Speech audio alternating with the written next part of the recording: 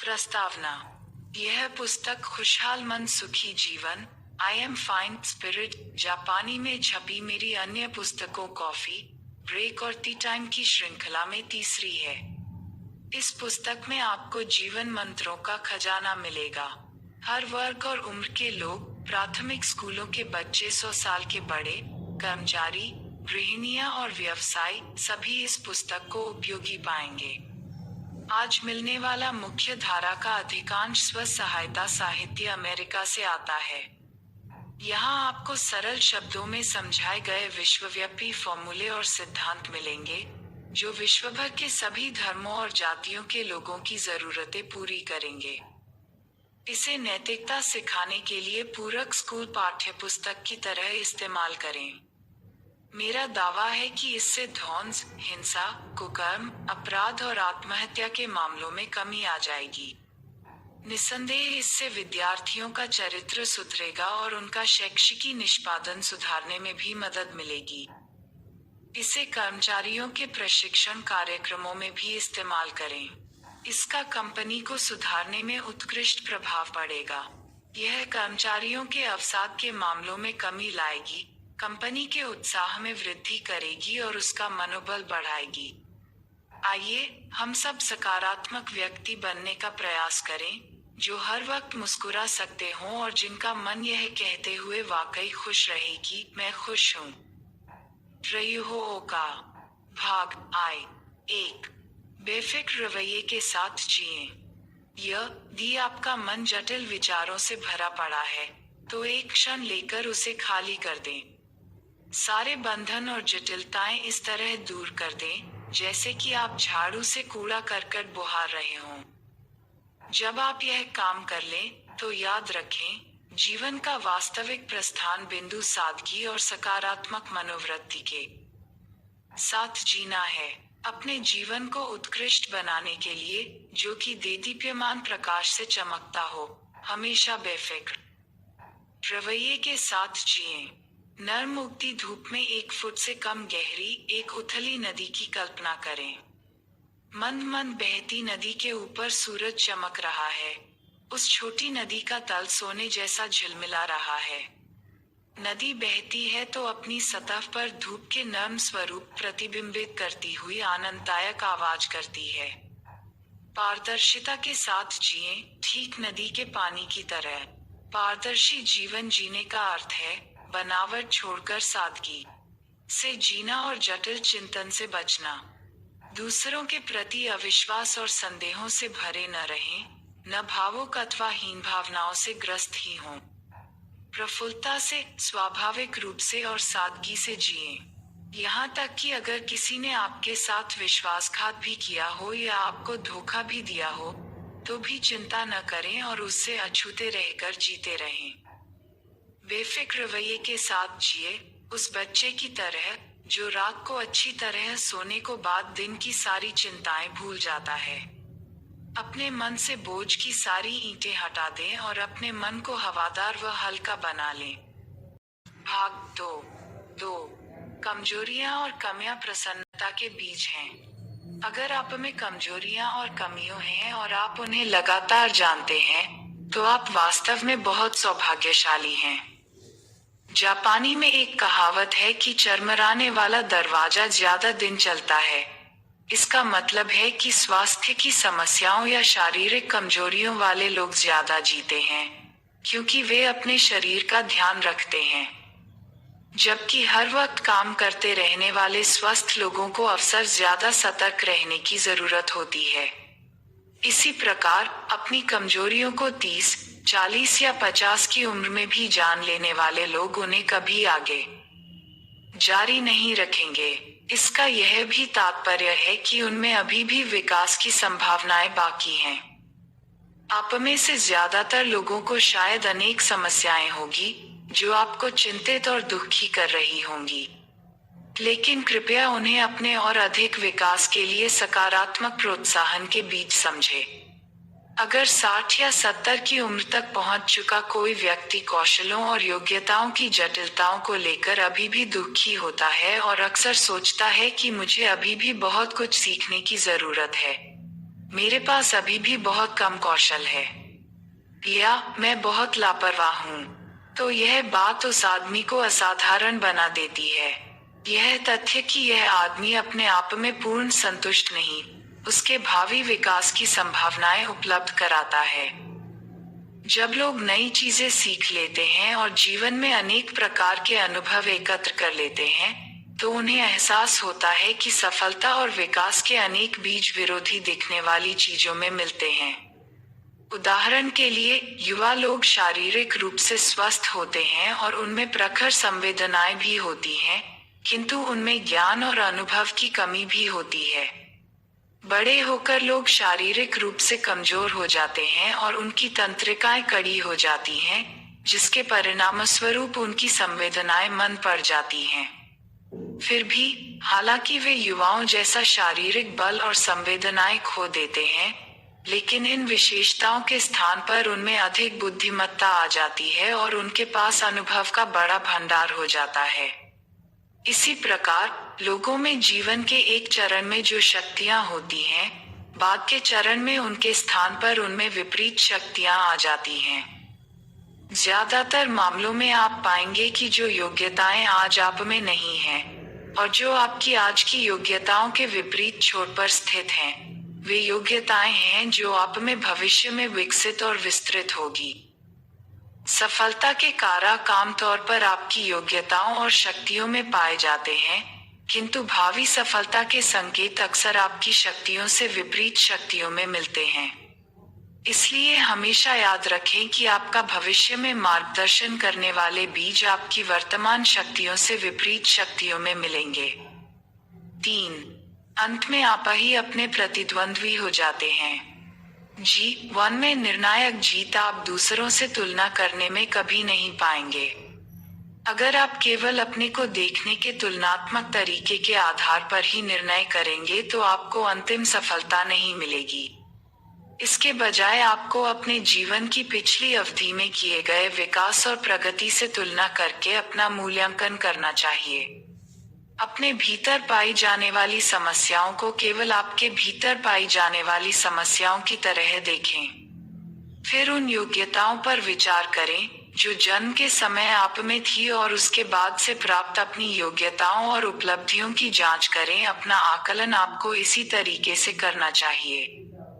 यह ऐसा युद्ध है जो खुद ही से लड़ा जाना है, और यह ऐसा युद्ध है जिसमें प्रत्येक व्यक्ति के जीतने की संभावना है।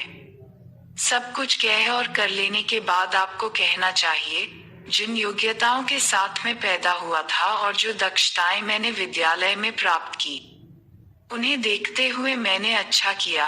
अपने साथ लड़े जाने वाले युद्ध में जीतना हमेशा संभव है।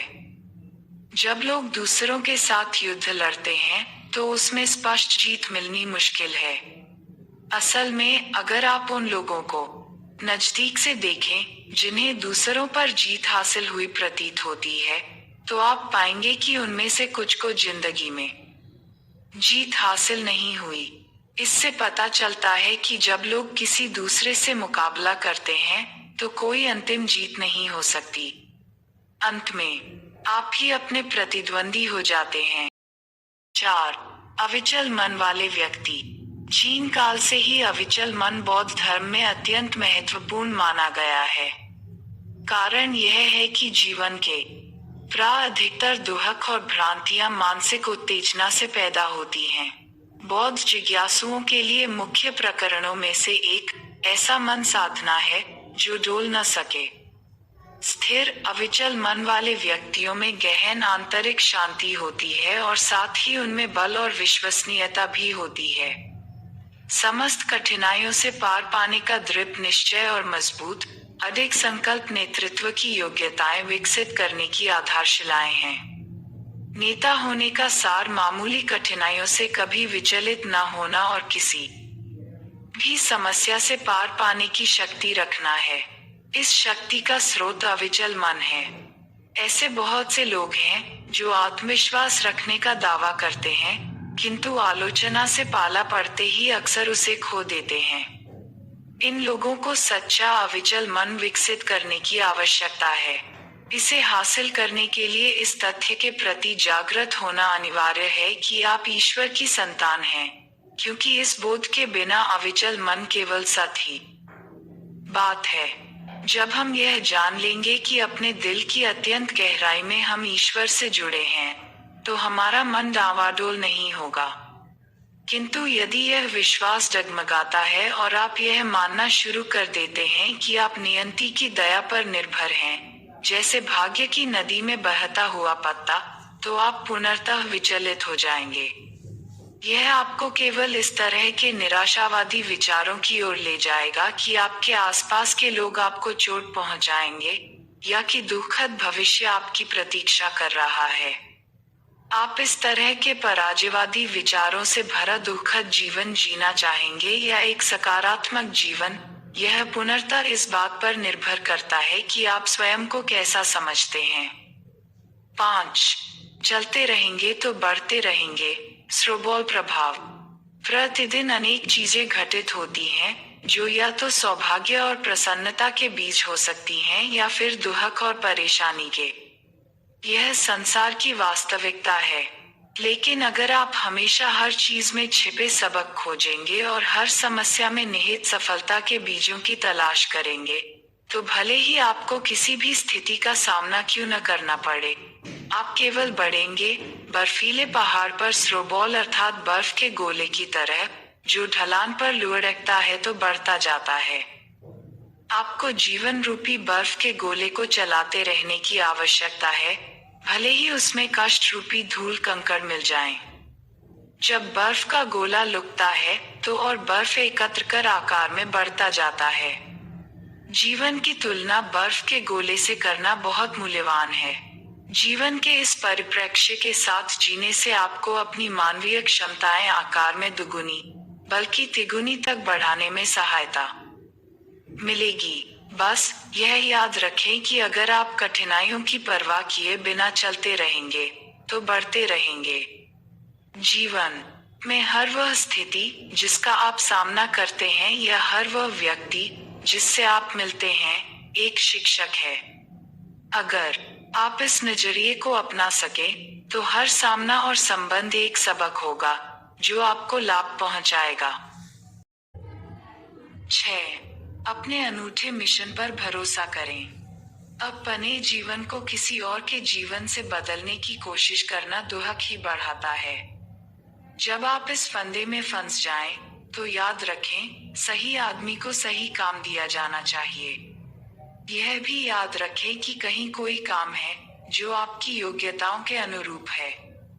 उस काम की मन लगाकर करने से आपका जीवन तो संतोष से भरेगा ही, साथ ही उससे दूसरों को भी सुखी जीवन जीने में मदद मिलेगी। मनुष्य बढ़ई के औजारों की तरह होते हैं। वे तब सर्वोत्तम कार्य करते हैं जब हर औजार सही कार्य के लिए इस्तेमाल किया जाता है। बढ़ई के औजारों की तरह हम सबकी अलग अलग भूमिका है। अपने आप से पूछिए, इस जीवन में आपकी किस प्रकार की भूमिका है? तब आप इस जीवन में अपने मिशन को देखना शुरू कर देंगे। अपनी भूमिका को पहचानें और उसे ऐसे ढंग से निभाएं कि उससे आपको अपना मिशन पूरा करने में सहायता मिले। याद रखें, अपने जीवन को किसी दूसरे के जीवन से बदलने की कोशिश न करें। हर एक आदमी का 6 भाई आत्माओं या बहुन आत्माओं का एक समूह होता है, जो जीवन में अनुभव बटोरने का मौका पाने के लिए इस संसार में बारी बारी से जन्म लेती हैं।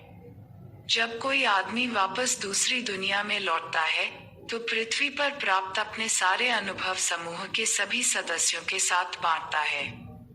वे आत्माएं हाथ की 5 उंगलियों के समान होती हैं, जो आकार में अलग अलग होने के बावजूद एक ही हाथ का अंग होती हैं। मुख्य आत्मा अथवा समूह की नेता की तुलना हथेली से की जा सकती है और भाई या बहन आत्माएं छोटे किंतु चौड़े अंगूठे, गर्वीली तर्जनी, लंबी मध्यमा, सुंदर अनामिका और प्यारी कनिष्ठिका जैसी होती हैं। इन सब सहोदर आत्माओं का समूह समग्र रूप से अनुभवों का भंडार होता है। जिस प्रकार चीजें पकड़ने के लिए हाथ अपनी समस्त उंगलियों का इस्तेमाल करता है, लगभग उसी प्रकार जीवन के विभिन्न अनुभव प्राप्त करने के लिए हर आत्मा पुनर्जन्म के चक्र को दोहराते हुए बारी बारी से जन्म लेती है। लोगों में लिंग, आयु, बुद्धि और कद जैसे कई अंतर होते हैं। कुछ लोग अंतर्मुखी होते हैं तो अन्य बहिर्मुखी, और सब लोग विभिन्न प्रकार के काम करने में दक्ष होते हैं। हर एक का अपना अलग, अद्वितीय व्यक्तित्व होता है। अगर आप दूसरों को उसी रूप में स्वीकार करते हैं जैसे वे हैं, तो अपने को भी उसी रूप में स्वीकार करें जैसे आप हैं। ईश्वर सबको माफ कर देता है और कहता है, तुम अपने इसी रूप में अच्छे हो। तुम्हें वह बनने की आवश्यकता नहीं जो तुम नहीं हो। तुम वही रहो जो तुम हो। अर्थात वह व्यक्ति जो तुम्हारे नाम से पुकारा जाता है। इसका मतलब है, ईश्वर ने आप हैं उसके आधार पर इस जीवन में आपका आत्मिक प्रशिक्षण प्राप्त करना स्वीकृत और अनुमोदित किया है। अतः आपको अपने ढंग से जीवन जीने की अनुमति है। आपको जो दिया गया है उसके साथ जितना हो सके उतने अच्छे ढंग से जिएं। 7. अपनी अपूर्णताएं स्वीकार करें। न केवल यह मानना आवश्यक है कि आप ईश्वर या बुद्ध के बच्चे हैं, बल्कि यह तथ्य स्वीकारना भी जरूरी है कि कुछ हद तक मनुष्य एक अपूर्ण प्राणी है। जब तक आप इस संसार में रहते हैं, तब तक एक भौतिक शरीर में रहने वाले मनुष्य के रूप में किसी न किसी प्रकार की अपूर्णताएं आप में सदैव रहेंगी। इस संसार में एक परिपूर्ण आध्यात्मिक सत्ता के रूप में जीना असंभव है, क्योंकि आपको समस्त प्रकार के अनुभवों से गुजरकर जीना है। अतः आप केवल अपूर्ण रूप से ही जी सकते हैं। इसके परिणामस्वरूप आपको असफलताओं और बाधाओं का सामना करना पड़ सकता है, किंतु वे आत्मचिंतन करने और सीखने का मौका देती हैं। याद रखें, अन्य लोग भी गलतियां करते हैं और उन्हें भी असफलताओं का सामना करना पड़ता है, लेकिन वे भी फिर से संभल जाते हैं और अपनी खोजों का उपयोग बेहतर जीवन जीने के लिए करते हैं। हर समय परिपूर्णता के लिए प्रयास करने के बजाय सुधार पर ध्यान केंद्रित करना और सर्वोत्तम के बजाय बेहतर के लिए प्रयास करना महत्वपूर्ण है। आपको अपने सामने बार बार इसे दोहराकर खुद को आश्वस्त करना चाहिए। जब मैं कहता हूँ आपको परिपूर्ण जीवन नहीं जीना है, तो मैं यह स्पष्ट करना चाहता हूँ कि मैं यह सिफारिश नहीं कर रहा कि आप अपनी पढ़ाई या कार्य की उपेक्षा करें। कारण, कुछ लोग बहुत आसानी से परिपूर्णता के लिए प्रयास करना छोड़ आलसी बन सकते हैं, जिसके परिणामस्वरूप उन्हें अपने बॉस से आलोचना सुननी पड़ सकती है। मेरा आशय यह है कि अगर आप इस हद तक अपनी निंदा या आलोचना करें कि आपकी रातों की नींद ही उड़ जाए, तो 80% परिपूर्णता का लक्ष्य बनाने पर विचार करें। महत्वपूर्ण बात यह है कि आप अपने मार्ग पर बढ़ते चले जाएं। अपनी आत्मा के विकास में आध्यात्मिक रूप से विकसित होने का लक्ष्य बनाते समय आप सबको यह बात अवश्य समझनी चाहिए कि आप ईश्वर या बुद्ध नहीं हैं। जब तक आप इस संसार में रहते हैं, तब तक आप रोजाना गलतियां करेंगे और आपका जीवन कष्टपूर्ण होगा। इसीलिए आपको बेहतर जीवन जीने का लक्ष्य बनाने से शुरुआत करनी चाहिए। आपको यह अवश्य समझना चाहिए कि हालांकि मनुष्य ईश्वर की संतानें हैं, लेकिन यहाँ धरती पर अपने जीवन के दौरान वे अपूर्ण, अनाड़ी प्राणी भी हैं। जिस अनाड़ीपन से आप जी रहे हैं, आपको उसे पहचानना और स्वीकार करना चाहिए। भाग 3। 8. क्या आप दुहक चुन रहे हैं? जब आप चिंताग्रस्त होते हैं, तो सामान्यतः आपका हृदय 2 या अधिक विकल्पों में टूट जाता है और आप जन नियंत्रण खोना शुरू कर देते हैं। जब आप खुद को इन परिस्थितियों में पाते हैं, तो विचार करें कि चिंतन का कौन सा तरीका आपके विकास में सबसे अधिक लाभदायक रहेगा। इससे आपको सही उत्तर मिल जाएगा। उदाहरण के लिए किसी परीक्षार्थी को लें। स्वभावतः कुछ लोग उत्तीर्ण होते हैं और कुछ अनुत्तीर्ण, लेकिन दिलचस्प बात यह है कि उत्तीर्ण होने वाले लोगों में से भी कुछ लोग कुपित हो जाते हैं, सिर्फ इसलिए कि उनके ग्रेड उतने ऊंचे नहीं होते जितने की उन्होंने उम्मीद लगाई होती है। वे अपने अहंकार के कारण परिणाम स्वीकार नहीं कर पाते। दूसरी ओर कुछ अन्य लोग उत्तीर्ण होने पर प्रसन्न होते हैं और कृतज्ञता अनुभव करते हैं, भले ही उन्हें केवल उत्तीर्णांक ही मिले हों। इस प्रकार लोगों की मनोवृत्तियां अलग अलग होती हैं। लोग अपनी मनोवृत्तियों के लिए अनेक प्रकार के तर्क ढूंढ लेते हैं। कुछ लोग कहते हैं कि चूंकि जीसस क्राइस्ट ने दुख भोगा था, अतः स्वाभाविक है कि हम भी दुख भोगें। विचार करने योग्य महत्वपूर्ण बात यह है कि कौन सा विकल्प बेहतर है और आप किस प्रकार के व्यक्ति बनना चाहते हैं। कुछ लोगों में स्वयं को दुखी बनाने वाला विकल्प चुनने की प्रवृत्ति होती है। ऐसे लोगों की मदद करने का कोई उपाय नहीं। वे लोगों द्वारा दी जाने वाली सलाहों का गलत अर्थ निकालते हैं और इसे नकारात्मक रूप में लेते हैं। ईश्वर सदैव आपकी ओर मदद का हाथ बढ़ाता है, लेकिन अगर आप दुख का चयन करते हैं, तो ईश्वर भी आपकी मदद नहीं कर सकता, क्योंकि सुखी होना या न होना लोगों की इच्छा पर निर्भर करता है।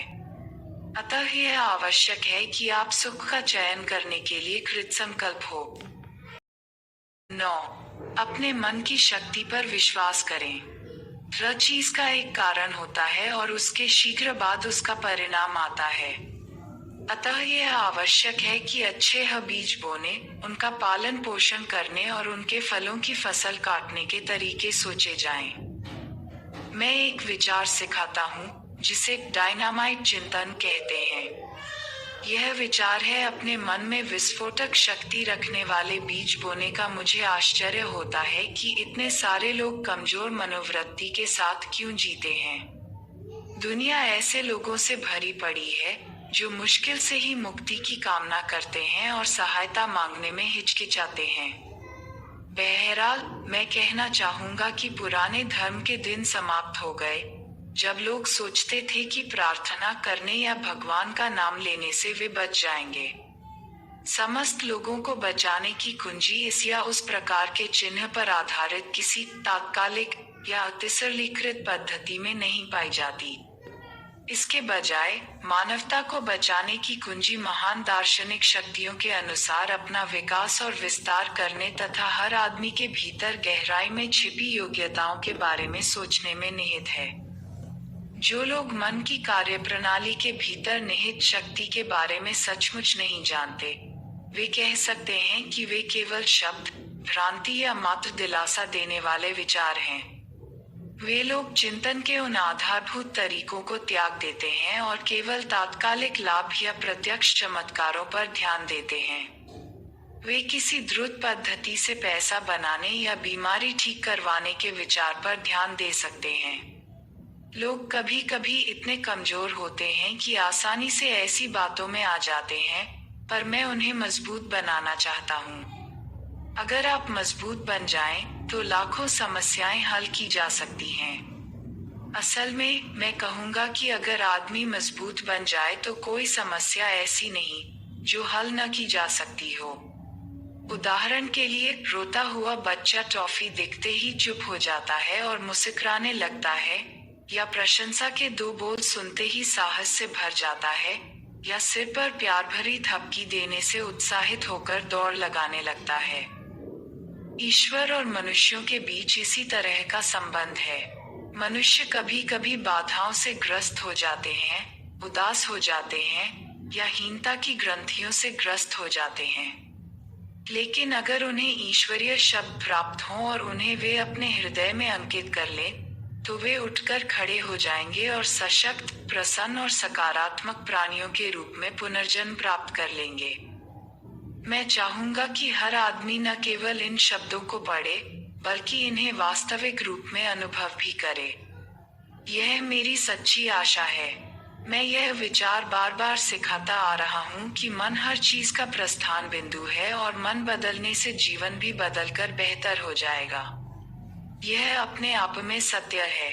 सुख और दुख का सृजन आदमी का अपना मन करता है, और अधिक ठोस शब्दों में कहूँ तो हर चीज इस बात पर निर्भर करती है कि आप अपने मन में कैसे बीज बोते हैं।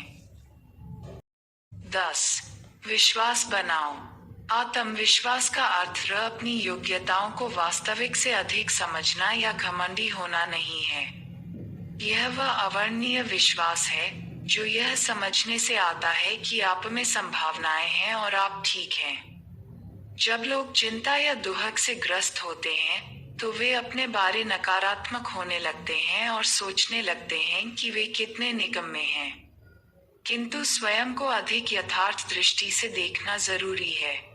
आप पीछे अपने पूरे जीवन पर नजर डालकर देखें तो कह सकते हैं कि मैं इस बारे में गलत था या मुझे वहां बेहतर करना चाहिए था, पर साथ ही आपको यह भी मानना चाहिए कि कुल मिलाकर आपने खराब काम नहीं किया। आपके भीतर ऐसी अनुभूति होनी चाहिए कि आपको ईश्वर का प्यार मिल रहा था और यह दृढ़ विश्वास कि आप दूसरों के काम आ रहे थे। आत्मविश्वास इस तरह की अनुभूति संचित हो जाने पर निर्मित होता है। यह आवश्यक है कि आप रोजाना विभिन्न स्थितियों में स्वयं को देखें और थोड़ा थोड़ा करो अपने उस स्व को खोजें जो दूसरों के काम आ रहा है। बिना इस अनुभूति के आप सच्चा आत्मविश्वास निर्मित नहीं कर सकते। तालाब की सतह पर तैरने वाली मुर्गी के पंखों पर तेल का लेप होता है जो पानी को पीछे ढकेलता है। आत्मविश्वास इसी तरह से काम करता है।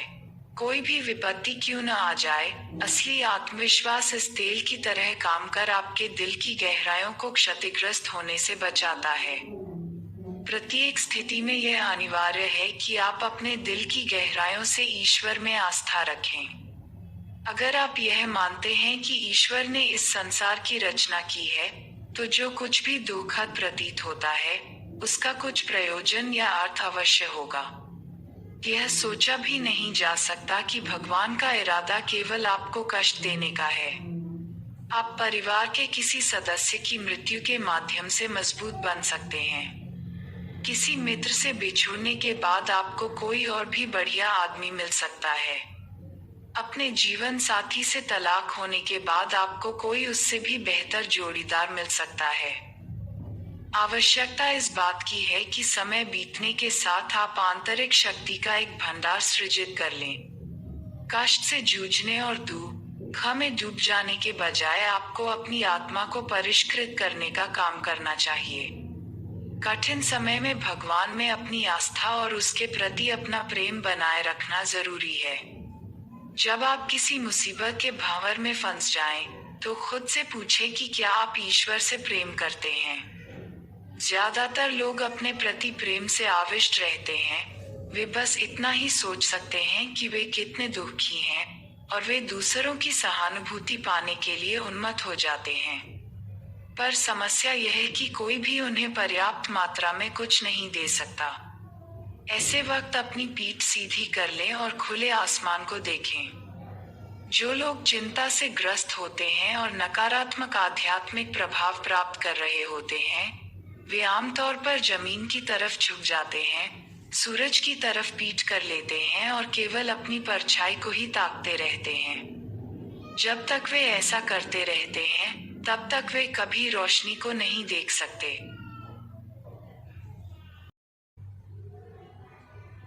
अतः सीधे खड़े हो जाएं, अपना चेहरा सूरज की तरफ कर लें और अपने शरीर को तान लें। यह ईश्वर के प्रति आपके प्रेम की अभिव्यक्ति है। हमेशा क्षुद्र बातों पर ध्यान केंद्रित न करें, बल्कि ईश्वर की तरफ मुड़ें और कृतज्ञता की भावनाओं से भर जाएं। आपको खुद को मिले प्रेम की विशालता का अनुभव करना आवश्यक है। याद रखें कि आप अभी दुखी हो सकते हैं, पर अंततोगत्वा आप समझ जाएंगे कि जो कुछ घटित हो रहा है वह हमेशा इतना गंभीर नहीं होता। वस्तुतः यह अनुभव आपको और विकास के लिए पोषण प्रदान कर रहा है। कोई भी संकट आपकी राह क्यों न देख रहा हो, जब तक आप यह याद रखते हैं कि आप हर समस्या से सबक सीख रहे हैं, आप मजबूत ही होते जाएंगे।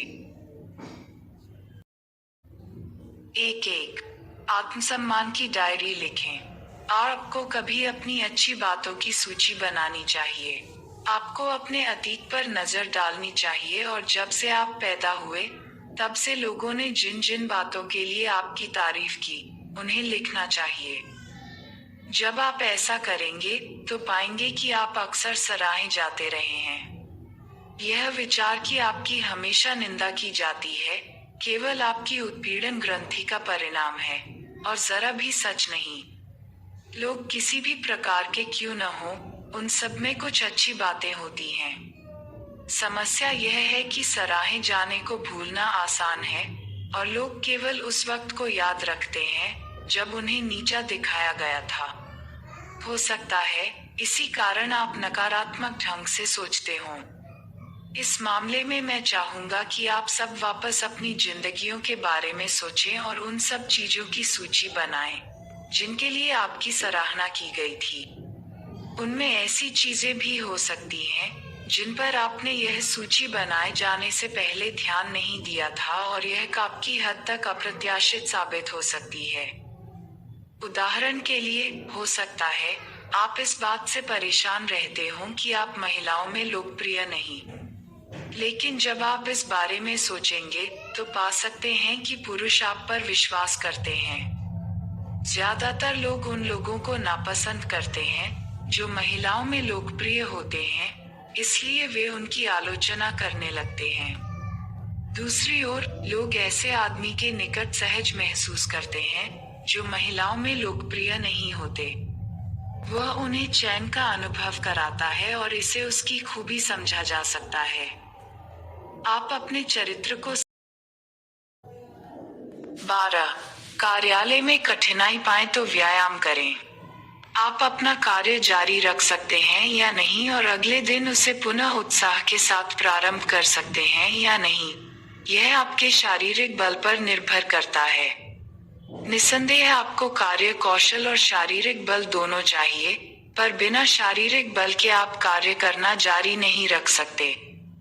जब आप में शारीरिक बल का अभाव होता है तो आपके निर्णय निराशावादी हो जाते हैं। आप दूसरों के साथ अपने संबंधों के बारे में निराशावादी हो जाएंगे और ज्यादा से ज्यादा नकारात्मक ढंग से सोचेंगे, जिससे आपको यह एहसास होगा कि दफ्तर में आपका भविष्य अंधकार में है। अगर आप शारीरिक रूप से सबल हैं, तो अपने भविष्य के बारे में आपका दृष्टिकोण उज्जवल होगा। आप सोचेंगे कि दूसरों के साथ संबंध बनाना संभव है और यह भी कि दफ्तर व जीवन में अच्छी चीजें घटित होंगी। कार्यालय में लोग जिन कठिनाइयों का सामना करते हैं, उनका शारीरिक कारण भी हो सकता है। अगर यह सच हो, तो इसका समाधान यह होगा कि पहले अपना शारीरिक स्वास्थ्य सुधारने से शुरुआत करें। 13 अपने कर्म का सामना करें। सभी मनुष्य अपना आध्यात्मिक विकास बढ़ाने के लिए इस संसार में बार बार पुनर्जन्म लेते हैं। अगर आप अपने आध्यात्मिक प्रशिक्षण को इस परिप्रेक्ष्य में देखें, तो कठिन परीक्षा के रूप में जो आपने मूल रूप से देखा था, वह आपको अलग दिखाई पड़ेगा। आपको अनुभव होगा कि अभी जिन समस्याओं का सामना आप कर रहे हैं, वे यह प्रकट करती हैं कि किस प्रकार की चुनौतियों पर आपको इस जीवन में काबू पाना है। जीवन हल की जाने वाली समस्याओं की अभ्यास पुस्तिका की तरह है।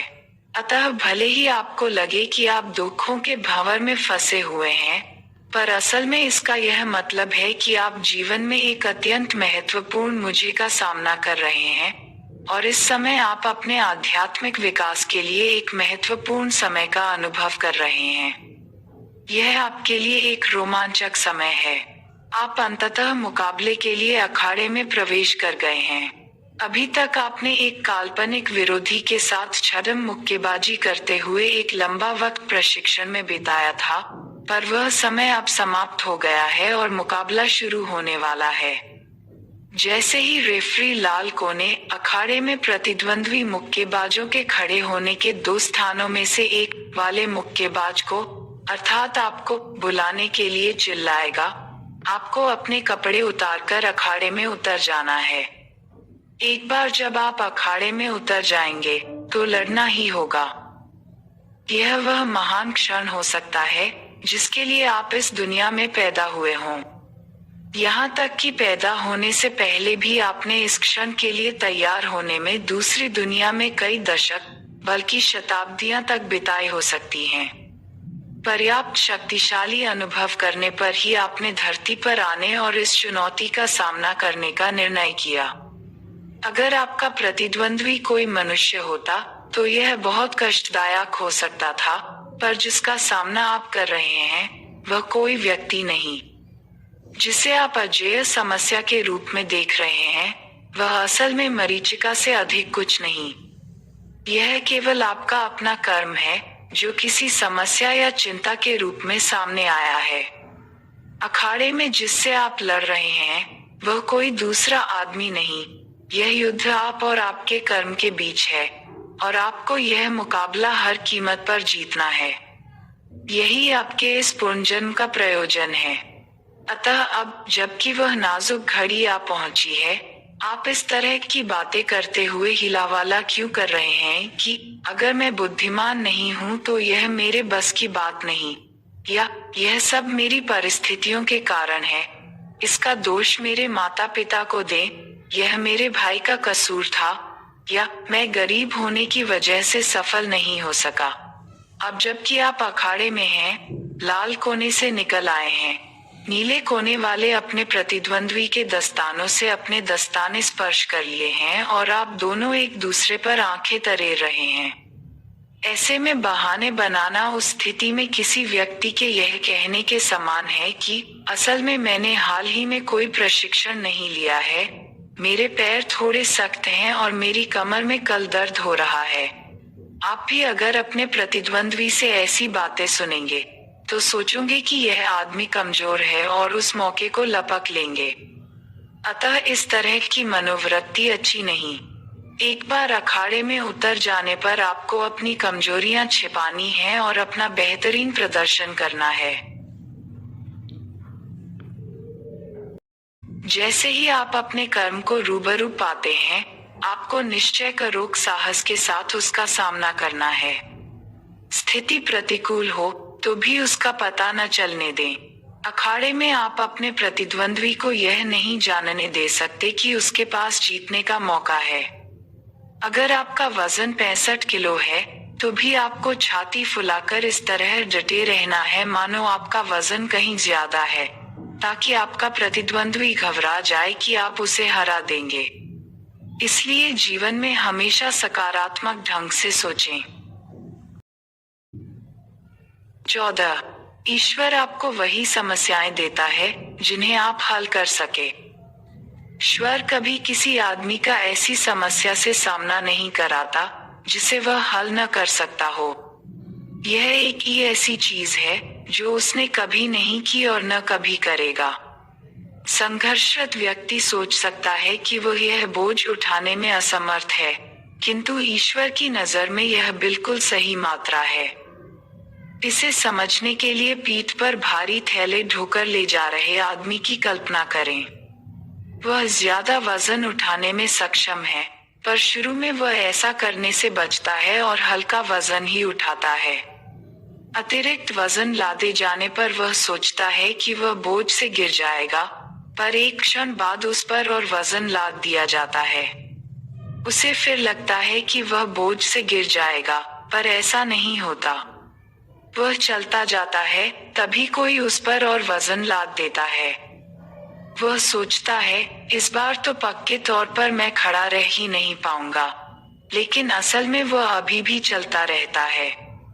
अंततः वह यह समझ जाता है कि हालांकि वह खुद को इतना भारी वजन उठाने में असमर्थ समझ रहा था, पर असल में वह केवल आलस कर रहा था। यही बात काम पर लागू होती है। जब कार्यभार बढ़ता है तो लोग घबरा जाते हैं और सोचते हैं कि वे उसे नहीं संभाल सकते।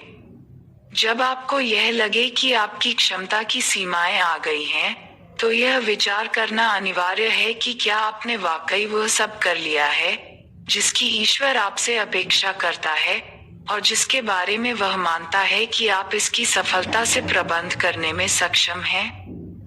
बड़े होने पर आप पाएंगे कि जो मुझे कभी बहुत बड़े दिखाई देते थे और जिन्हें हल करना मुश्किल लगता था, वे चिंता करने लायक भी नहीं रह जाते।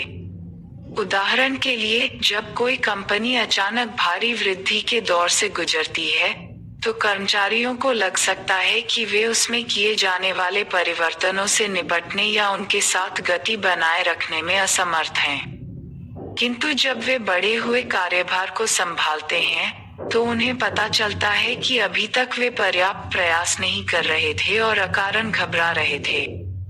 लोग कभी कभी सोचते हैं कि वे दुर्गम समस्या का सामना कर रहे हैं, जबकि असल में वह केवल उनकी कल्पना में ही दुर्गम होती है।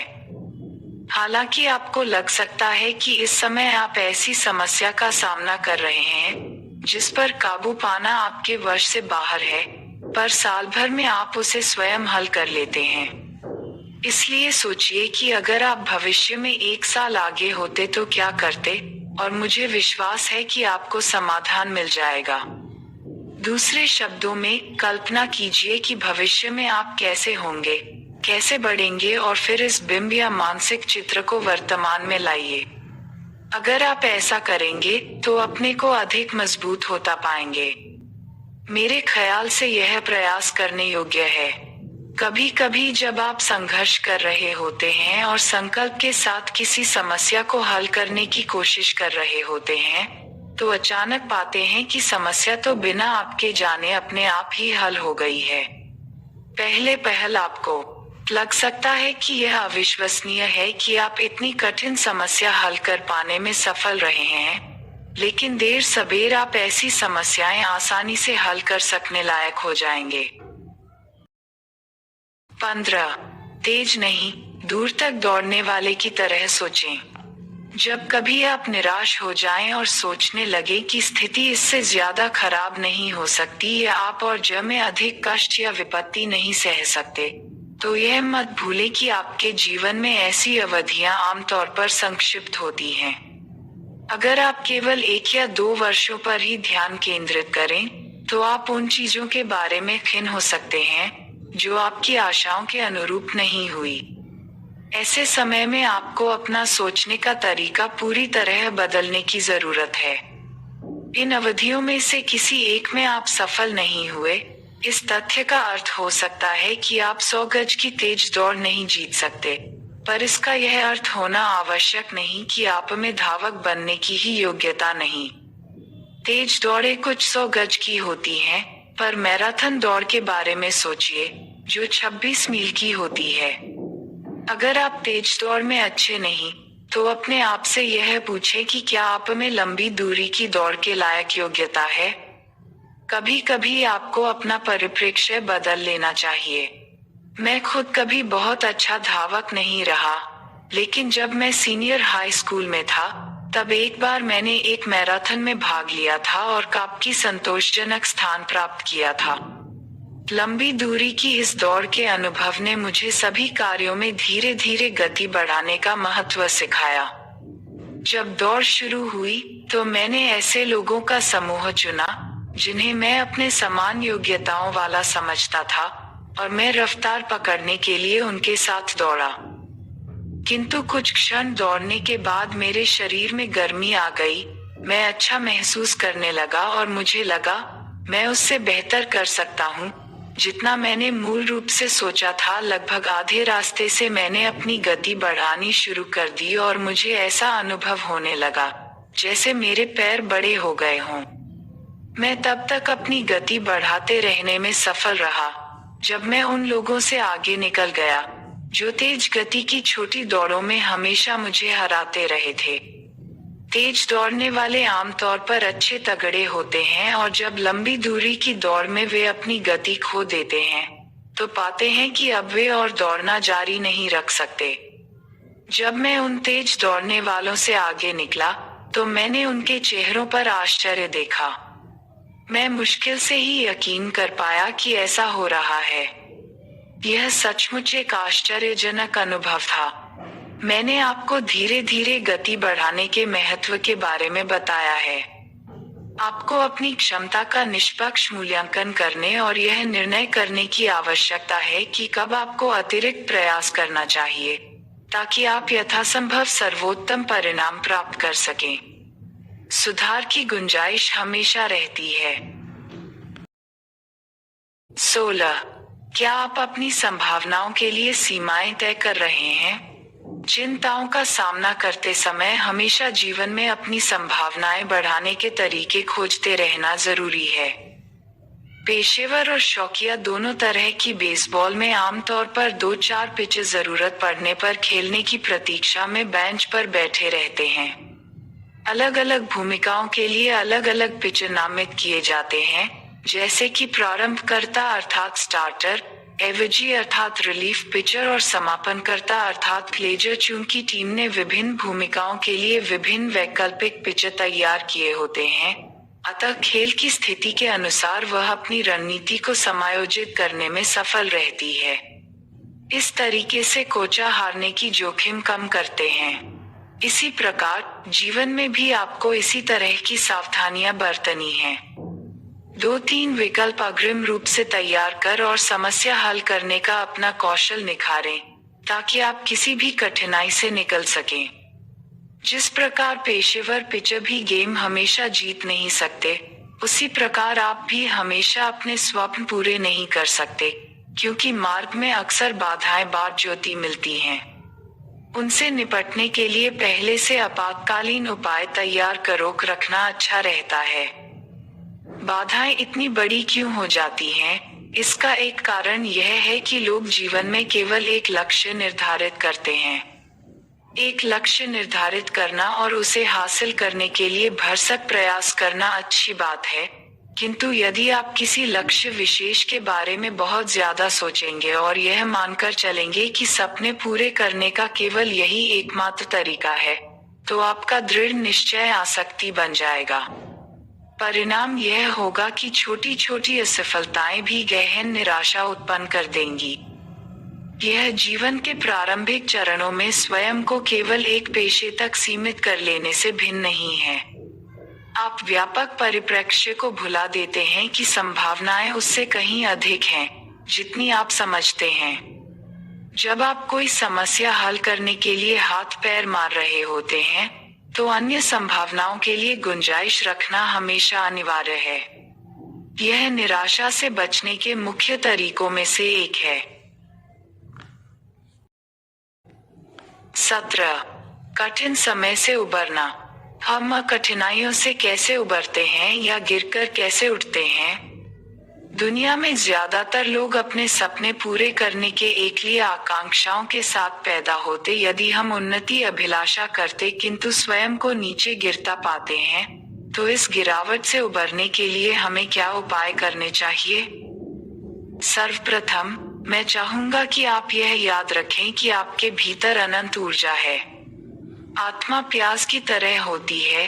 दूसरे शब्दों में, वह अनेक परतों वाली संरचना है और उसका केंद्र सीधे संपूर्ण ब्रह्मांड पर शासन करने वाले ईश्वर से जुड़ा है। आपकी आत्मा का केंद्रीय भाग वह स्रोत है जो आपको असीम प्रकाश और समुत्थान शक्ति उपलब्ध कराता है। वस्तुतः इस असीम प्रकाश में वैसी ही शक्ति और गुण होते हैं जैसे ईश्वर में हैं। इसका अर्थ है कि वह प्रज्ञा, न्याय, साहस, प्रेम, सामंजस्य और समृद्धि से परिपूर्ण है। अतः जब आप स्वयं को किसी कठिन परिस्थिति में पाएं, तो सबसे पहले अपने सच्चे स्वरूप को याद करें। यह जानें कि आप में अनिवार्यतः असीम शक्ति है। उसके स्मरण से आप अपनी आत्मा की असीम शक्ति का प्रयोग कर पाएंगे। असल में आप में से किसी ने भी अपने मस्तिष्क का ढक्कन नहीं खोला है। हालांकि आपकी वास्तविक शक्ति लगातार एकत्र होती हुई और पहाड़ी झरने की तरह कभी न रुकती हुई अनंत रूप में बढ़ सकती है, किंतु अनजाने ही आपने उसे अपने अविवेकपूर्ण मानवीय विचार से बंद कर दिया हो सकता है। दूसरे, मैं चाहूंगा कि आप ऊर्जा के संचय पर ध्यान केंद्रित करने का स्मरण करें। गिरावट का दौर वो दौर होता है जब आपने इतनी ऊर्जा खर्च कर दी होती है कि आप में अधिक ऊर्जा नहीं बचती। ऐसे समय में आपको अपना बल एकत्र करने का प्रयास करने की जरूरत है। चिंता के वक्त मैं हमेशा अपने आप से अध्ययन पर ध्यान केंद्रित करने के लिए कहता हूँ। जीवन काल में प्रत्येक व्यक्ति चिंता की अवधियों से गुजरता है और ऐसे समय में जीने का सबसे बुद्धिमत्तापूर्ण तरीका अपना आंतरिक बल एकत्र करने पर ध्यान केंद्रित करना है। गिरावट का शीघ्र ही समाप्त होना तय है, अतः जितना हो सके उतना बल एकत्र कर इसका लाभ उठा लें। तीसरी महत्वपूर्ण मनोवृत्ति यह है कि बाधा को दूसरों की खुशी के बारे में सोचने का समय निकालने के अवसर के रूप में देखें। गिरावट के दौर में लोगों में अपने बारे में बहुत अधिक सोचने और दूसरों को भूल जाने की प्रवृत्ति होती है। अतः इस समय के दौरान अपने ध्यान का विषय बदलने का प्रयास करें। सोचें कि कैसे दूसरों को ज्यादा खुश किया जा सकता है। यह कहना अतिशयोक्ति नहीं होगी कि गिरावट के दौर से निकलने का सर्वोत्तम उपाय दूसरों को खुश करने का प्रयास करना है। हालांकि आप दुखी होंगे, पर अपना दुखद दर्द दूसरों पर उंडेलने का प्रयास कभी न करें। आप दुखी हैं तो दूसरों को खुश करने की कोशिश क्यों न करें? चूंकि आपका दिल दुख और उदासी से भरा है, अतः यह और भी अधिक आवश्यक है कि दूसरों के लिए मुस्कुराने की कोशिश की जाए। इस मार्ग पर चलकर आप निश्चित रूप से इस कष्टपूर्ण दौर से गुजर जाएंगे। 18. जीवन की शाश्वतता का बोध आपको और ग्रहणशील बनाता है। 6 अरब से अधिक लोग इस पृथ्वी पर विभिन्न देशों में और अत्यधिक भिन्न वातावरणों में जी रहे हैं। उनमें से कुछ भूखे रहते हैं तो कुछ भरपेट खाते हैं, कुछ बुद्धिमान हैं तो कुछ नहीं, कुछ शारीरिक रूप से शक्तिशाली तो कुछ कमजोर, कुछ गोरे हैं तो कुछ काले, कुछ सुखी परिवार हैं तो कुछ नहीं। ये 6 अरब या उससे भी हैं। अधिक लोग विभिन्न प्रकार की स्थितियों और परिस्थितियों के व्यापक दायरे में रहते हैं। ये जरा कल्पना करें कि ईश्वर के परिप्रेक्ष्य से यह संसार कैसा दिखता होगा। ईश्वर जरूर कहता होगा, मैं गोरे और काले सबको देखता हूँ और वे सब अच्छे हैं। सबको खुश रहने की कोशिश करनी चाहिए। उन्हें जो भी परिस्थिति दी गई है उसी में खुश रहने का प्रयास करना चाहिए। हमारा जीवन इस वर्तमान जीवन तक ही सीमित नहीं, एक स्थान से दूसरे स्थान तक बहने वाली किसी बड़ी नदी की तरह आत्मा के रूप में हमारा अस्तित्व बहुत लंबे समय से है। हम इतिहास की विभिन्न अवधियों में भारत, अफ्रीका, चीन, जापान और संसार के अन्य हिस्सों में पैदा हुए थे। इस तरह शाश्वत काल तक चलने वाले हमारे लंबे जीवन लाभदायक बन जाते हैं। यह ठीक उस झरने की तरह है जो पहाड़ से नीचे दौड़ता है, छोटी घाटी से गुजरता है, पत्तों के नीचे से सफर करता है, फिर एक छोटी नदी बन जाता है, कभी तेजी से दौड़ता है तो कभी धीरे धीरे चलता है और अंततः एक बड़ी नदी में तब्दील हो जाता है जो समुद्र में जाकर गिरती है। इसी प्रकार हमारा जीवन पुनर्जन्म के शाश्वत प्रवाह में विभिन्न अनुभवों से भरा है। इस तथ्य को जानकर हमें अपने प्रति और साथ ही अन्य लोगों के प्रति भी कहीं ज्यादा सहनशील होना चाहिए। जब हम यह जान जाते हैं कि हर आदमी एक आध्यात्मिक प्रशिक्षण से गुजरते हुए, जो उस विशाल प्रवाह का अंग है, अपना विशिष्ट जीवन जी रहा है, तो सहनशील हुए बिना नहीं रह सकते। अपने प्रति सौम्य बने। अपनी आत्मा के विस्तृत इतिहास में आपका सामना किसी कष्ट रूपी झरने या नदी की धारा से हो सकता है। जब ऐसा हो तो स्वयं को बताएं, तुम अच्छा कर रहे हो। हालांकि तुम कठिन समय से गुजर रहे हो, पर यह तुम्हारे लंबे सफर का केवल एक हिस्सा है, इसलिए घबराओ मत। नदी जल्दी ही धीमी पड़ जाएगी। तब तक धैर्य रखो और हर व्यक्ति और वस्तु के प्रति सहनशील बनो। 19. समझ से प्रेम उत्पन्न होता है। प्रेम के संबंध में जो सबसे अनिवार्य बात है, वह है दूसरों को समझना। किसी को समझने का अर्थ असल में उसे प्रेम करना ही है। लोग प्रेम करने में इसलिए असमर्थ होते हैं क्योंकि वे दूसरे को समझ नहीं पाते। आप हैरान होंगे कि क्यों आप किसी व्यक्ति विशेष को प्रेम नहीं कर पाते। इसका उत्तर यह है कि आप उस व्यक्ति को समझ नहीं पाते। यदि आप किसी को समझ सकते हैं तो उसे प्रेम भी कर सकते हैं। विवाहित युगलों के मामले में भी जब एक जीवन साथी दूसरे को प्रेम नहीं करता, तो उसका कारण समझ का अभाव ही होता है। यह सामान्यतः सच है। अगर कोई समझ सकता है तो प्यार भी कर सकता है। पति पत्नियों के अपने कारण और शिकायतें होती हैं, जिनका वे बखान किया करते हैं, पर विवाद इसलिए पैदा होता है क्योंकि वे एक दूसरे को समझने और माफ करने में असमर्थ होते हैं। अगर लोग एक दूसरे को समझ सके, तो उनके लिए प्रेम करना संभव होगा। यही बात उस मामले में भी सच है, जब आप लोगों को उस रूप में, जो उनमें से प्रत्येक के लिए सर्वाधिक उपयुक्त है, सत्य संप्रेषित करने का प्रयास करते हैं। यह बात बहुत मायने रखती है कि आप दूसरे व्यक्ति को किस सीमा तक समझ पाने में समर्थ हैं। अगर आप केवल उन लोगों से बोल पाते हैं जो आप जैसे ही हैं, तो आप बहुत कम सीमा तक ही सत्य को समझा पाएंगे।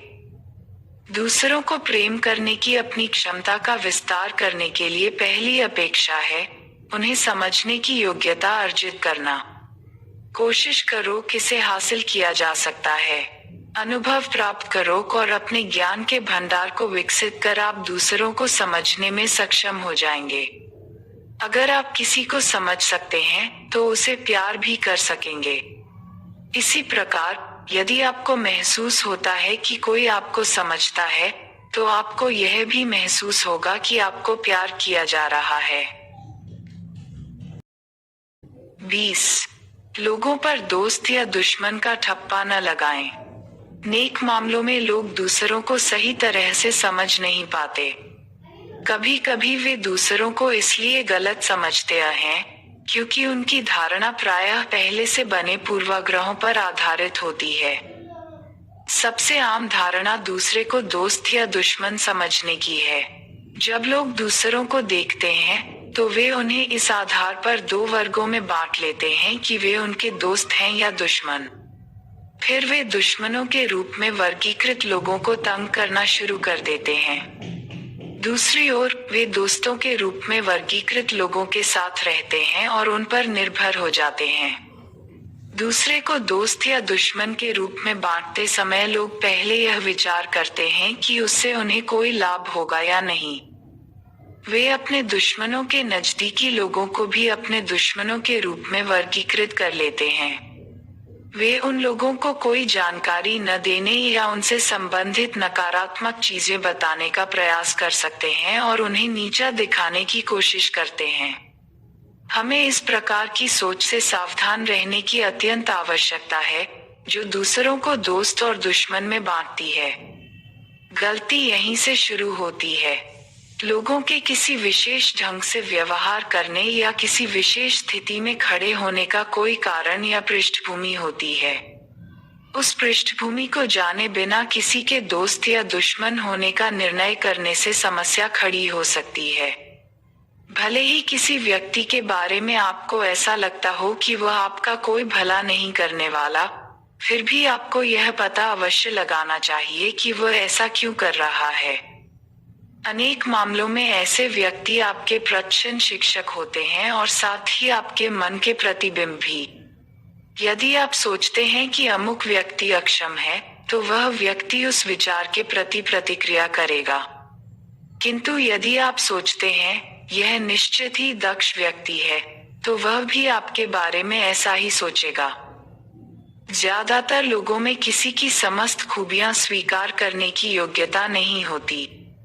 अतः जिन हिस्सों को आप नहीं देख पाते, उन्हें आपको धुंधला क्षेत्र समझना चाहिए और भिन्न संभावनाओं के बारे में सोचना चाहिए। 21. सम्मान अच्छे संबंधों की कुंजी है। मैं कार्यालय में सफल होने के लिए एक तरीके के बारे में बताना चाहूंगा, जो उच्चाधिकारियों और अधीनस्थों के बीच संबंधों और जिस प्रकार वे अंतःक्रिया करते हैं, उस पर विचार करने वाले दृष्टिकोण पर आधारित है। प्रथम, सोचिए कि क्या आप अपने सुपरवाइजरों या उच्चाधिकारियों का सम्मान करते हैं। असल में कार्यालय में सफल न होने वाले व्यक्ति शायद ही कभी अपने उच्चाधिकारियों का सम्मान करते हों। इसमें शक नहीं कि आपके सुपरवाइजरों या उच्चाधिकारियों में मानवीय कमियां, दोष या कमजोरियां हैं। आप उनमें अनेक ऐसी चीजें पाएंगे जिन पर प्रश्न चिन्ह लगाए जा सकते हैं, किंतु उनके अनेक पहलू ऐसे भी हैं जिनके बारे में ऐसा नहीं कहा जा सकता। वे उस पद पर इसलिए लगाए गए हैं क्योंकि आपकी कंपनी का कोई उनसे भी ऊंचा अधिकारी उन्हें उनके कार्य में दक्ष समझता है। अतः यदि आप सोचते हैं कि आपका उच्चाधिकारी एकदम अयोग्य है और व्यक्ति के रूप में वह दोषों और कमियों से भरा है, तो मानकर चलिए कि आप उस कंपनी, समाज या संगठन में कभी सफल नहीं हो सकते। अगर आप अपने उच्चाधिकारी की अच्छी और बुरी बातों की सूची बनाते हैं और यह नहीं पाते कि उसकी अच्छी बातें बुरी बातों से कहीं ज्यादा हैं, तो यह निष्कर्ष आराम से निकाला जा सकता है कि इस कंपनी में आपकी सफलता असंभव है। सफल होने के लिए एक और जहां आपको अपने उच्चाधिकारियों का सम्मान करना चाहिए, वहीं अपने से निचले पदों पर कार्य करने वाले लोगों को प्यार करना भी जरूरी है। अपने अधीनस्थों को प्यार करने का क्या मतलब है? प्रथम तो इसका मतलब है उन्हें उनके सबल पक्ष सुधारने में मदद करना और उनकी कमजोरियों के प्रति सचेत करना। अधीनस्थों से आपका संपर्क संयोग से ही हो पाता होगा, किंतु उच्च पद पर आसीन व्यक्ति के रूप में यह सुनिश्चित करना आपका दायित्व है कि वे प्रशंसा के काबिल और अच्छी तरह काम करने में समर्थ बने और उच्च पदों पर पदोन्नति होने पर भी अच्छी तरह काम करते रहें। इसके अतिरिक्त आपको इस बारे में भी बहुत सतर्क रहने की आवश्यकता है कि उनकी योग्यताओं से ईर्ष्या न करें। कुछ लोगों में किसी प्रतिभाशाली व्यक्ति के अपने अधीन कार्य करने आने पर उससे ईर्ष्यालु हो जाने की प्रवृत्ति होती है। वे उसके काम में भरसक अड़चन डालने की कोशिश करते हैं और जो कुछ भी वह करता है उसमें मीन मेख निकालते हैं। यह भावनाएं निश्चित ही अधीनस्थ को सफलता पाने से रोकेंगी। साथ ही दूसरों का ऐसा मूल्यांकन करने वाले व्यक्तियों की उन्नति भी उनके इस तरह के व्यवहार से बाधित होगी। वास्तविक सफलता प्राप्त करने वाले समस्त लोगों में दूसरों की योग्यताओं से प्यार करने की प्रवृत्ति होती है। वे उन लोगों को प्यार करते हैं जिनमें वे योग्यताएं होती हैं जो उनमें खुद में नहीं होती। ऐसे लोगों से प्यार करना और उन्हें निरंतर आगे बढ़ने में सहायता करने की इच्छा रखना उनके चरित्र का असाधारण पहलू होता है। अपने से निचले पदों पर कार्य करने वाले लोगों से प्यार करने का मतलब है उनकी अद्वितीयता को अंगीकार करना और उन्हें अपने चरित्र का और विस्तार करने में सहायता करना। इसका तात्पर्य है कि आपको ऐसे व्यक्ति के अपने अधीन कार्य करने पर गर्व होना चाहिए जो आपसे अधिक प्रतिभाशाली है। आपको ऐसी उच्चतर मनोदशा प्राप्त करने का प्रयास करना चाहिए। ऐसी मनोवृत्ति हासिल कर लेने के बाद ही आप आगे बढ़ने में कामयाब हो पाएंगे। 22. दया कभी साहस और बल के बिना नहीं होती। घ के अंदर पुरुषों का अच्छा रोल मॉडल होना आवश्यक है। अगर वह केवल बाहर ही अच्छा हो, घर में नहीं, तो सम्मान का पात्र नहीं होता। यदि उसका व्यवसाय परिवार की कीमत पर फलता फूलता है, तो वह अपनी उपलब्धियों के लिए सम्मान अर्जित नहीं कर पाता। सबल पुरुष गर्मजोशी और दया से भरे होते हैं। बल के बिना वे सच्चे अर्थों में सौम्य नहीं हो सकते।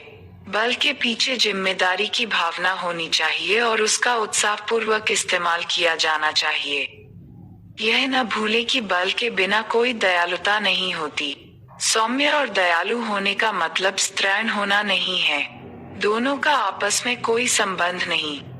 इसी के साथ मैं इस बात पर भी बल देना चाहूंगा कि सच्चे अर्थों में दयालु स्त्री साहसी होती है। जब पति के सामने विपत्तियां और कठिनाइयां आती हैं, तो पत्नी के पास ही उसे समर्थन और प्रोत्साहन देने की शक्ति होती है। यहाँ साहस होना आवश्यक है। साहसी स्त्री दयालु और सहृदय होती है। ठम दया न तो दुर्बल होती है, न क्षीण। दया तो लोगों को ज्यादा मजबूत बनाने वाली होती है। कृपया इसे हमेशा याद रखें। 23. इसकी गिनती न करें कि आपने दूसरों के लिए क्या किया है। G1 में अप्रसन्नता निरंतर यह याद करते रहने कि आपने दूसरों को क्या दिया है और यह भुला देने कि दूसरों ने आपको क्या दिया है की प्रवृत्ति के साथ शुरू होती है। यह सोचना कि हालांकि मैंने उसके लिए इतना किया पर बदले में उसने मेरे लिए कुछ नहीं किया, अप्रसन्नता का प्रस्थान बिंदु है। ऐसे लोगों को यह जानना जरूरी है कि इस विचार में एक प्रकार की अपरिपक्वता है कि मैंने उसके लिए यह किया। जब आप किसी को देते हैं तो मुफ्त देना आवश्यक है। कहा भी गया है कि नेकी कर, दरिया में डाल। दया और सम्मान के संबंध में यह विशेष रूप से सच है। आपको स्वयं को यह याद दिलाने की आवश्यकता है कि दूसरों से प्यार करना वह उपहार है जो आप निःशुल्क देते हैं। यह एक तरफा लेन देन है, ऐसा लेन देन जिसमें देन ही देन है, लेन नहीं। अगर बदले में आपको प्यार मिलता है तो उसे एक अप्रत्याशित बोनस ही समझना चाहिए। दुनिया में अनेक कृतघ्न लोग होते हैं और आपको पता होना चाहिए कि आप भी कोई अपवाद नहीं। भले ही आप यह मानते हो कि आपने अपनी राह खुद बनाई है, फिर भी इस तथ्य से इनकार नहीं किया जा सकता कि इस प्रक्रिया में आपको अनेक लोगों से मदद मिली है। आप अपने माता पिता, शिक्षकों, मित्रों, उच्चाधिकारियों और सहकर्मियों से मिला सद्भाव और हार्दिक प्यार एकदम भूल गए हैं। यह शिकायत न करें कि मेरे लिए किसी ने कुछ नहीं किया या जब मैंने उसके लिए सब कुछ कर दिया तो वह बदल गया और मुझे धोखा दे गया। यह एक तथ्य है कि जो लोग हमेशा यह याद करते रहते हैं कि उन्होंने दूसरों के लिए क्या किया, उनमें तेजी से यह भूलने की प्रवृत्ति होती है कि दूसरों ने उनके लिए क्या किया। जब आप दूसरों के लिए कुछ करें तो यह आवश्यक है कि उसे किसी पुरस्कार की अपेक्षा किए बिना करें और भूल जाएं कि आपने क्या किया है। साथ ही याद करें कि दूसरों ने आपके लिए क्या किया है और लंबे समय तक उनके प्रति कृतज्ञता महसूस करते रहें। अगर हर आदमी सोचने के इस आधारभूत तरीके को अपना ले तो संसार एक बेहतर स्थान बन जाए। इधर ले उधर देख के दृष्टिकोण में यह समस्या है कि इसमें सद्भाव नहीं छलकता। यह दर्शाता है कि आपका प्रसन्नता बोध इतना छोटा है कि वह दूसरों की धारणाओं से बाधित हो सकता है। दूसरे शब्दों में, आपकी सद्भावना या प्रसन्नता इतनी सीमित है कि आप तभी संतुष्ट महसूस करते हैं जब दूसरे आपको बदले में सद्भावना या प्रसन्नता दें। किंतु यदि आप में सद्भावना और प्रसन्नता छलक रही हो तो ये भावनाएं समस्त नकारात्मकता को भगाने के लिए पर्याप्त हैं। अतः छलकती हुई सद्भावना और असीम प्रसन्नता प्रदान करें। एक झरने की तरह अपने भीतर से अनंत ऊर्जा प्रवाहित करें। प्रकृति पर नजर डालें। पहाड़ों पर आप असंख्य झरने देखेंगे जिनमें से पानी प्रचुर मात्रा में प्रवाहित होता रहता है। क्या ये झरने कभी किसी चीज की मांग करते हैं? आसमान में उगने वाले सूरज के बारे में क्या ख्याल है? क्या वो मनुष्यों से कभी कुछ भुगतान करने के लिए कहता है? बिजली कंपनियां बिजली देने के लिए पैसा लेती हैं, लेकिन सूरज हमें गर्मी और ऊर्जा निःशुल्क देता है। पृथ्वी पर लोगों से सूरज की तरह होने की अपेक्षा करना असंभव है, लेकिन अगर आप कम से कम इस बात से परिचित ही हो जाएं कि प्रकृति में अनेक वरदान छलके पड़ रहे हैं, तो आप इन वरदानों को ईश्वर की अनुकंपा के रूप में देख सकते हैं।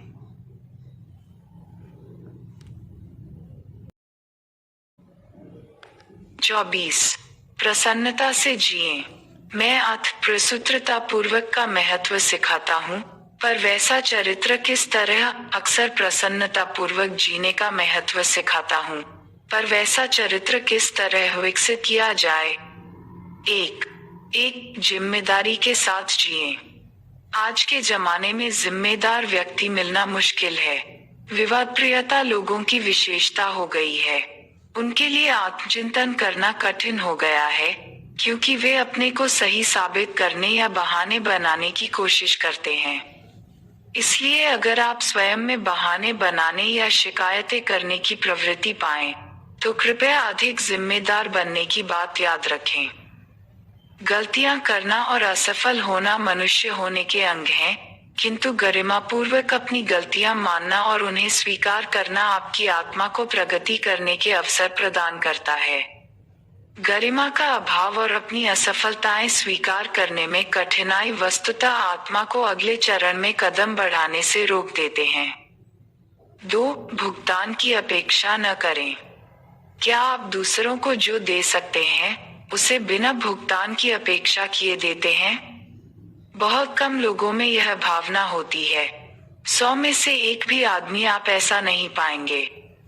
फिर भी यदि आप गौर से देखेंगे तो वे मिल ही जाएंगे। इस लक्ष्य का प्रस्थान बिंदु ऐसा आदमी बनने की कामना करना है जो प्रसन्नता पूर्वक हर एक का नमस्ते कहकर अभिवादन करे, उसे एक फूल उपहार में दे और आगे बढ़ जाए। आपका उद्देश्य ऐसा चरित्र प्राप्त करना होना चाहिए। इसके लिए प्रयास करते रहें और अंततः आप ऐसा चरित्र प्राप्त कर लेंगे जो पारदर्शी हवा की तरह स्वाभाविक रूप से पास से होकर गुजर जाता है। यह प्रयास करने योग्य है। 3. ससीम जीवन से अवगत हों। आपका जीवन ससीम है, अर्थात उसकी सीमा है, पर साथ ही वह असीम भी है। यह एक झेन कोन उल्टबांसी की तरह है। ससीम जीवन पृथ्वी पर रहने वाले सभी लोगों द्वारा साझे तौर पर जिया जाता है और हर आदमी आगे पीछे इस दुनिया को छोड़कर चला जाएगा। ज्यादातर लोग 100 साल और नहीं जी पाएंगे। हर व्यक्ति अंततः मर जाएगा, चाहे वह परिवार का सदस्य हो, रिश्तेदार हो या पड़ोसी। अगर आप इस तथ्य से अवगत हों कि हर आदमी किसी दिन मर जाएगा, तो आप में सभी लोगों के प्रति ज्यादा करुणा हो सकती है। आप भी कुछ वर्षों या दशकों बाद इस दुनिया को अलविदा कह देंगे। किंतु हैप्पी साइंस के लोग जानते हैं कि हमारा जीवन असीम है।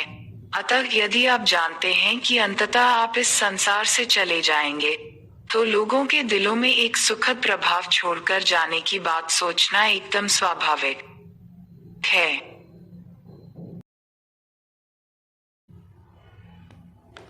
3. असीम जीवन के प्रति जागरूक हों। असीम जीवन होने का मतलब है कि मनुष्यों के पास बिल्कुल नई शुरुआत करने के असंख्य अवसर हैं। यह प्रेम के एक महान रूप से आता है। मृत्यु के बाद नरक भोगना कष्टदायक और डरावना है, लेकिन आपकी आत्मा हमेशा जीवित रखी जाती है, भले ही आप नरक भोग रहे हों। यह भी सच है कि अगर आप नरक में कुछ 100 वर्ष आध्यात्मिक अनुशासन का अभ्यास करते हुए गुजार लेते हैं, तो आप स्वर्ग में लौट सकते हैं। उसके बाद आपको पुनः पृथ्वी पर जन्म लेने दिया जाएगा। अगर आप सोचते हैं कि यही एकमात्र जीवन है, तो आपका प्रयास व्यर्थ जा सकता है, किंतु आपके पास पुनः शुरुआत करने के अनेक अवसर हैं। कुछ धार्मिक विचारों में पुनर्जन्म को कष्टपूर्ण बताया गया है, किंतु बेहतर है कि अपने आप को ढीला छोड़ दें और इस तथ्य के लिए आभारी हों कि आपको जीवन और आत्मा प्रदान की जा रही है, भले ही आप कितनी ही बार असफल हो जाएं। इससे आप आसानी से सांस ले सकेंगे और उल्लासपूर्वक जी पाएंगे। 25. खुशी को शर्तों की जरूरत नहीं। खुशी पाने के लिए विशेष परिस्थितियों की मांग करना कायरता है। ऐसा मत कहे कि मैं तभी खुश हो सकता हूँ जब मेरे पास लाखों रुपए हों या बेहतर नौकरी हो, अथवा मेरी शादी किसी शानदार व्यक्ति से हो जाए। किसी ऐसे व्यक्ति की कल्पना करें जो होनहार और सकारात्मक, हमेशा रचनात्मक विचार रखता है और उत्साह व आशा से चमक रहा है। क्या आप इस बात की परवाह करेंगे कि क्या इस व्यक्ति ने बीमारी, दिवालियेपन या शिक्षा अथवा व्यवसाय में असफलता का सामना किया है? ऐसा इसलिए है क्योंकि लोग असफलता की काली छाया को पकड़ते हैं, जिससे दूसरे सोचते हैं कि वे दुखी लोग हैं। अगर कोई व्यक्ति उस काली छाया से छुटकारा पा चुका है और प्रसन्नता, सकारात्मकता तथा आशावादिता के साथ जी रहा है, तो वह सुखी व्यक्ति माना जाता है। कैसा होता अगर दुनिया ऐसे लोगों से भरी होती जो सुबह यह कहते हुए उठें कि कितनी बढ़िया सुबह है, मैं आज फिर कड़ी मेहनत करूंगा। मैं बूढ़ा होने से नहीं डरता। मैं अपने आखिरी दिनों तक काम करते रहना चाहता हूँ। मैं दुनिया को जीने की बेहतर जगह बनाने के लिए कड़ी मेहनत करूंगा, जो अनेक सुखी लोगों से भरी हो। उद्धरण चिन्ह। भले ही आप दुनिया को तुरंत खुशी से न भर पाएं, किंतु यह मनोवृत्ति अपनाकर ही आप इस दुनिया को एक बूंद अप्रसन्नता से छुटकारा दिला सकते हैं। ऐसा करना नितांत संभव है। कांतिपूर्ण और सुखद जीवन का द्वार कांतिपूर्ण और सुखद विचार रखने से ही खुल सकता है। कांतिपूर्ण जीवन जीने के लिए आवश्यक है कि बहाने न बनाएं। ऐसा कभी न सोचें कि आप कोई खास शर्त पूरी होने पर ही खुश होंगे। वैभव का मार्ग उन्हीं लोगों के लिए खुलता है जो सुखद भविष्य निर्मित करने के लिए सकारात्मक मनोवृत्ति के साथ प्रयास करते हैं, चाहे परिस्थितियां कैसी भी हों। साहस करें और घने जंगल के बीच से मार्ग बनाने की इच्छा बटोरें। ऐसा करने में सक्षम व्यक्ति एक पुनर्तः नई दुनिया की सीमाएं खोल देते हैं। स्थितियों के बारे में न सोचें। इस तरह शुरू होने वाले विचारों को अलविदा कह दें, अगर ऐसा होता या अगर ऐसा न होता। आज के बाद उन कारणों के बारे में न सोचें जिनसे आप सुखी न हो सकते हों। शिकायत करना बंद कर दें। शिकायत का रोग कोई सफलता हासिल नहीं कर सका है। शिकायत का रोग आप अपने मस्तिष्क को विषैला कर लेते हैं और दूसरों में भी नकारात्मक भावनाएं पैदा कर देते हैं। शिकायतें विष की तरह होती हैं। वे लोगों को कई गुना दुखी करती हैं। इसलिए एक बात तो यह कि शिकायत न करें, लेकिन इतना ही काफी नहीं। उन शिकायतों के स्थान पर अपने मन में उज्जवल और सकारात्मक बीज भी बोएं। इससे आपके मन में सुंदर फूल खिलने शुरू हो जाएंगे। 26। मैं खुश हूँ की भावना के साथ कठिन समय से पार पाएं। चीन समय से यह कहा जाता रहा है कि लोग पैदा होकर अपनी ही छवि को प्रतिबिंबित करते हैं। प्राशाक्यमुनि बुद्ध, सुकरात, मार्कस ऑरलियस, दार्शनिक राल्फ वाल्डो इमर्सन और मनोवैज्ञानिक विलियम जेम्स सभी इस बात से सहमत हैं। इन सबने अलग अलग बोला है, किंतु उनके संदेशों का सार यह है। मनुष्य अपनी उस छवि को प्रतिबिंबित करते हैं जो उन्होंने अपने बारे में बना रखी होती है। आप वह हैं जो आप सोचते हैं कि आप हैं। आप रोजाना क्या सोचते हैं? जिन चीजों को आप रोज देखते और विचारते हैं, वे आपको वह बनाती हैं जो आप हैं। आपके कपड़ों या बाहरी स्वरूप से कोई फर्क नहीं पड़ता। आपका आत्मवृत्त यानी रेज्यूमे लोगों को नहीं दिखाएगा कि आप कौन हैं, पर आप वही हैं जो आप सोचते हैं। आत्मा की दुनिया में ऐसा ही होता है। वहाँ विचार के अतिरिक्त किसी चीज का अस्तित्व नहीं होता। आत्मा के संसार में अस्तित्व केवल विचारों से बनता है और चीजें ठीक उसी रूप में सामने आती हैं जिस रूप में लोग सोचते हैं। समय बीतने पर ये विचार इस दुनिया में भी चरितार्थ होते हैं। दूसरे में आप वैसे व्यक्ति हैं जैसा आप अपने को सोचते समझते हैं। अगर कोई बीज सोचता वह मॉर्निंग ग्लोरी, फूल देने वाला एक पौधा है, तो वह मॉर्निंग ग्लोरी की कलियां उत्पन्न करेगा। जबकि अगर कोई बीज सोचता है कि वह तरबूज है, तो वह तरबूज उग जाएगा। भविष्य सकारात्मक होगा या नकारात्मक, आशावादी होगा या निराशावादी, सुखद होगा या दुखद, सब इस बात पर निर्भर है कि आपके हृदय में कौन से बीज हैं। अगर आप सुखद भविष्य चाहते हैं, तो आपको अपने हृदय में सकारात्मक बीज बोना चाहिए और उसके फलने फूलने तक उसे पालना पोसना चाहिए।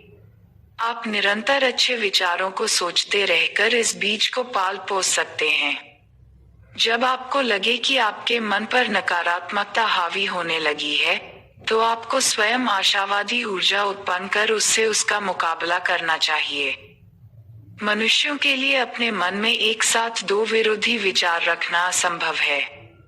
लोग दुहक की बात करते हुए हंस नहीं सकते, न कोई मजेदार बात करते हुए रो ही सकते हैं। इसीलिए तो आपके मन को भरने वाले विचारों का इतना महत्व है।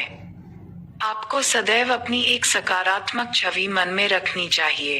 आपको अपनी एक विकसित होती हुई, सफल होती हुई, समाज और विश्व के लिए उपयोगी, व्यक्तिगत खुशी तलाश करती हुई और अपने आसपास के लोगों के लिए खुशी लाने वाले की छवि निर्मित करनी चाहिए। अपनी यह छवि आपको सदैव अपने मस्तिष्क के अग्रभाग में रखनी चाहिए। यहाँ तक कि यह महसूस होने पर भी कि आपको नकारात्मक वैचारिक ऊर्जा बाधा पहुँचा रही है, आपको स्वयं साहस करो उससे अधिक सकारात्मक वैचारिक ऊर्जा का संचार करना चाहिए। यदि आप इस संसार में ऐसा कर पाने में सफल रहे, तो आप आगे भी ऐसा कर सकेंगे और आपके बारे में कहा जा सकेगा कि आपने जीवन में विजय प्राप्त कर ली है। यदि आप विचार की महान शक्ति का अन्वेषण कर पाएं, तो मुझे बहुत खुशी होगी। पृष्ठभूमि: 10 पुस्तक की विषय वस्तु जीवन में सफल होने की रेसिपी है। विश्व भर में सभी लोग इसका प्रयोग कर सकते हैं। सरल शब्दों में लिखी हुई यह एक अनिवार्य पाठ्य पुस्तक है जो सुखद जीवन जीने के निर्देश देती है। यह एक आधुनिक बाइबल है, आधुनिक सूत्र, जीवन का अध्ययन, एक जीवन शैली जो सभी अवरोधों, वर्गीकरणों, धर्मों और पंथों से परे है। मैं चाहूंगा कि गरीब, बीमार, संबंधों के द्वंद्व में फंसे व्यक्ति और विपत्ति व तनाव से ग्रस्त लोगों सहित सभी व्यक्ति इस पुस्तक को ले जाएं और इसे पढ़ें। मेरी प्रार्थना है कि ये शिक्षाएं करोड़ों लोगों तक पहुंचें। मेरी यह गहन और सशक्त प्रार्थना है। मेरी गहनतम कामना है कि अधिकाधिक लोग अपने अद्वितीय चरित्र निखारने में सफल हों, सुंदर मुस्कान धारण करें, सदैव एक प्रफुल्लित और मुक्त रवैया प्रदर्शित करें और उनमें उज्जवल भविष्य निर्मित करने की शक्ति हो। प्रयुहो ओका।